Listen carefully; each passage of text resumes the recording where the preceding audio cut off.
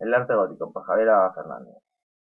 Es en el siglo XIV cuando Giorgio Vasari utiliza por primera vez el término gótico, de forma despectiva, para referirse al arte desarrollado en Europa occidental desde mediados del siglo XII hasta el siglo XIV.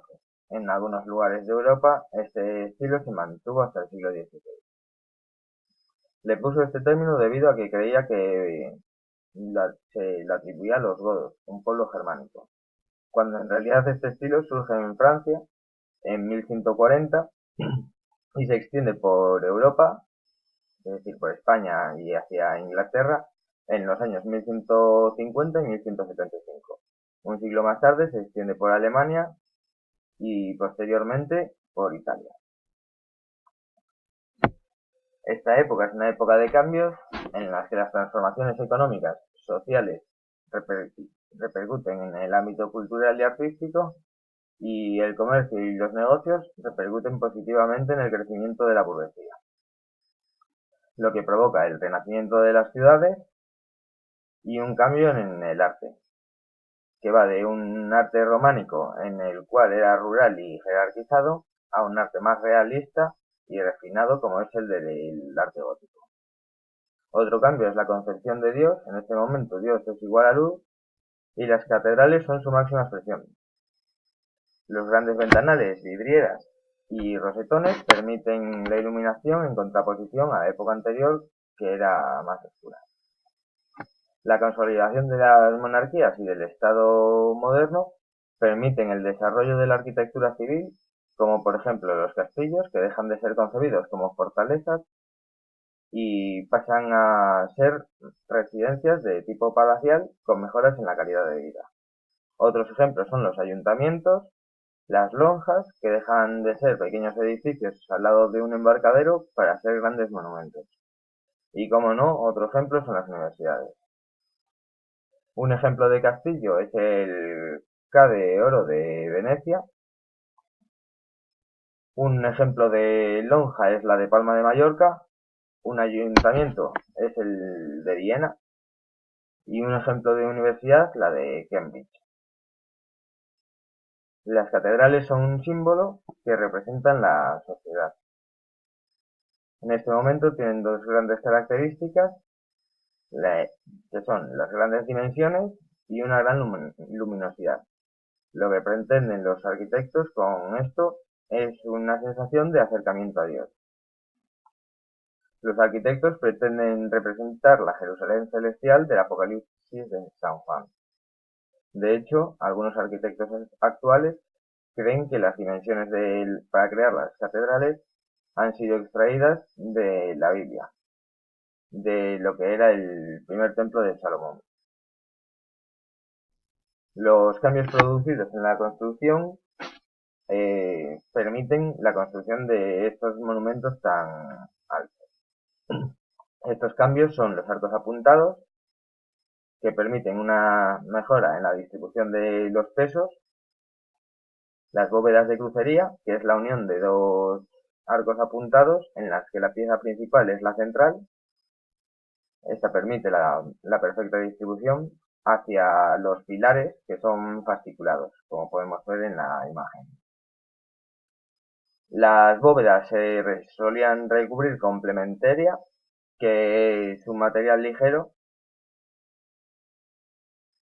y para sostener la estructura de las catedrales, de la bóveda, se utilizaban los contrafuertes y los arbotantes, que colocados en el punto exacto evitaban el derrumbamiento de estos.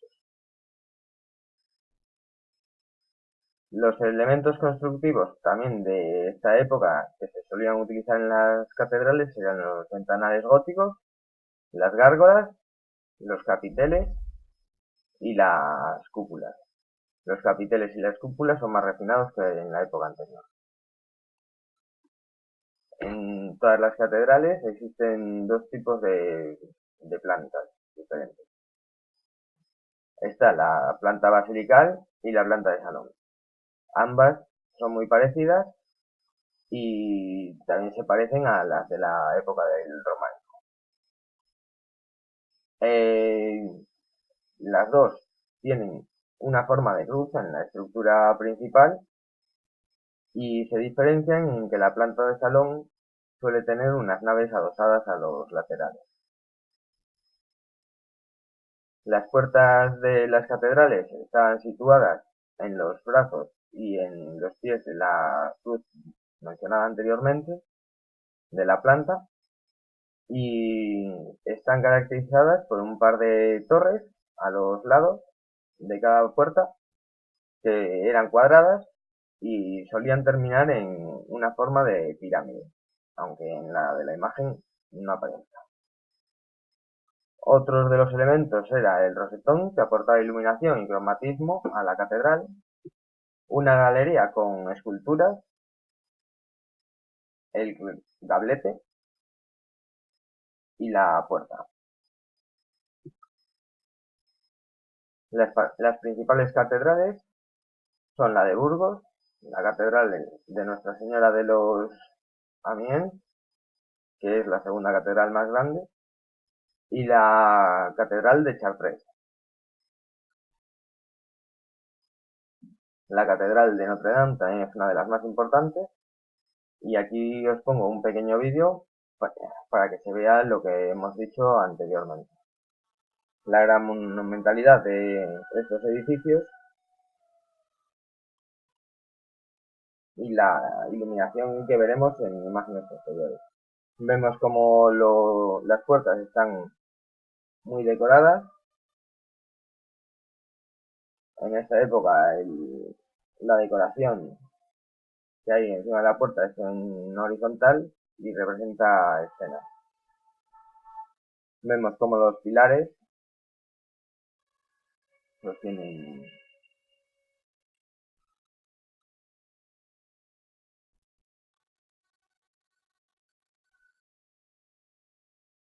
Vemos que hay una gran iluminación debido a las vidrieras que veremos posteriormente, que son un ejemplo de pintura de la época. Grandes pilares de piedra para sostener las bóvedas. Aquí vemos los capiteles.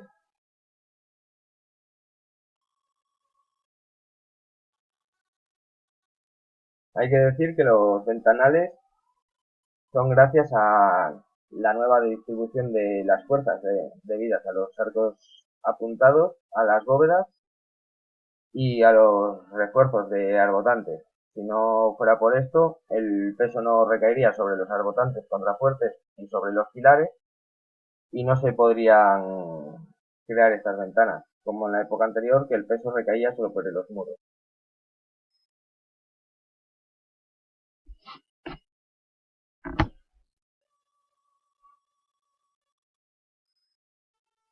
Grandes vidrieras que dan mucha luminosidad y le dan esa sensación al ser humano de acercamiento a Dios. Vemos que son edificios muy verticales, que está pensado con la misma intención, con la de dar sensación de acercamiento a Dios, o al concepto de Dios de la época, en la que Dios era luz.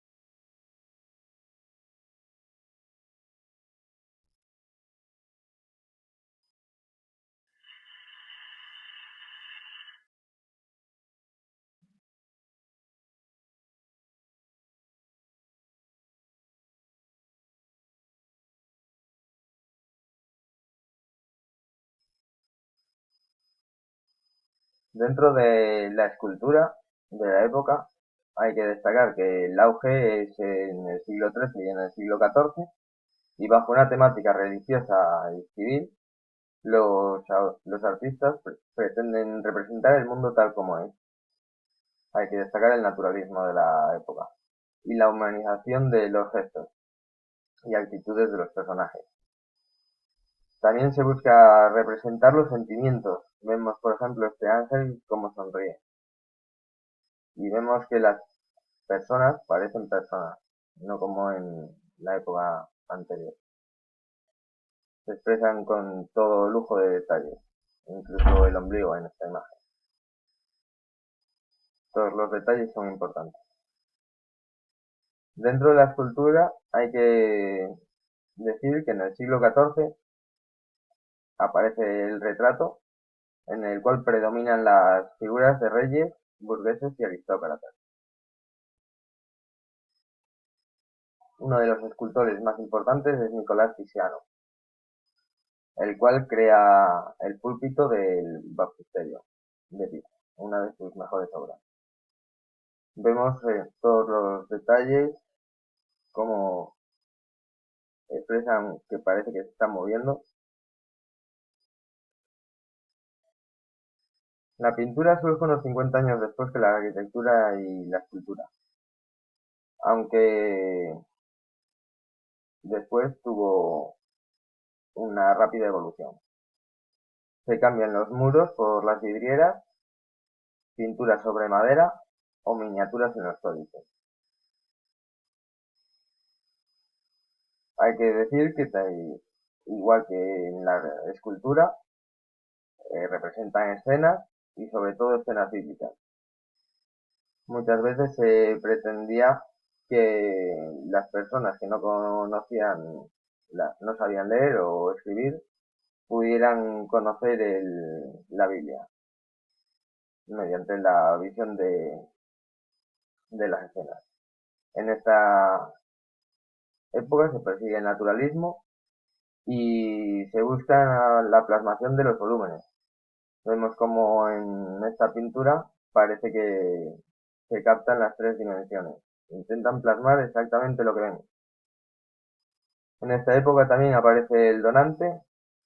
La iglesia, la nobleza y la burguesía hacen varios encargos a artistas, lo que permite desarrollar este arte. Aquí os pongo un vídeo en el que podremos ver algunos ejemplos de pintura de la época, en la que vemos cómo se representan escenas y parecen personas reales. No se busca el sentido figurado de las épocas anteriores.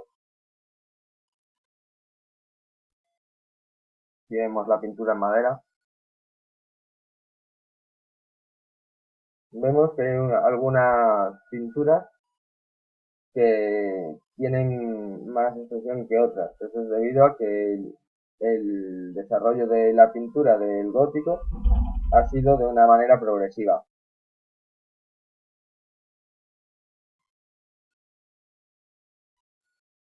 En esta pintura vemos, por ejemplo, que la capa tiene todo lujo de detalles. Vemos la profundidad.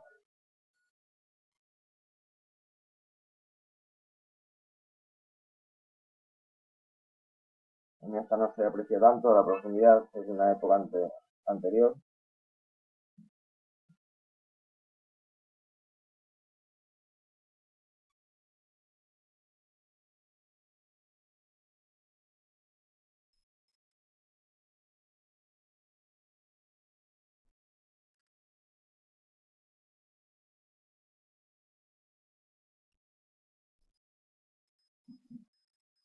Bueno, muchas gracias por su atención.